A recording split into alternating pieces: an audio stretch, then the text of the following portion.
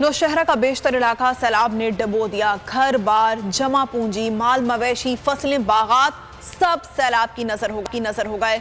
गुज़िश्ता 2 रोज से बिजली की फराहमी मुअत्तल है। मुतासरीन को मसाजिद और स्कूलों में पनाह तो मिली, लेकिन सहूलियात ना होने के बराबर हैं। खुराक की किल्लत, बच्चे बीमार होने लगे। मुतासरीन का कहना है किधर जाएं, किससे फरियाद करें, कोई पुरसाने हाल नहीं। हमारी हुकूमत से एतमाद से कि जो हमारे हुकूमत के नुमाइंदे हैं, जो यहाँ के सूबाई कुछ कारिंदे, खुदा के लिए आके यहाँ पे देखे कि यहाँ पे हो क्या रहा है। चारों मसाइल तो सारी मसाइल हमें दरपेश है। खाने का पहला सरकार ने जो खाना भेजा वो तो सबका पेट खराब कर दिया उसने जी। एक शहरी ने दिल बर्दाश्ता होकर हुक्काम के सामने हाथ जोड़ दिए। हम तो बहुत ही लाचार हैं, ना हुकूमत आई है, ना कोई किसी चीज़ का कोई इंतज़ाम नहीं है, ना खाने का ना पीने का।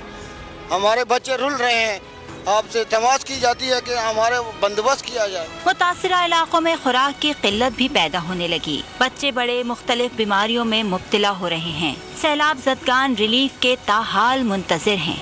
मैं हूँ जैस्मीन मंजूर और आप मुझे देखेंगे सिर्फ बोल पर।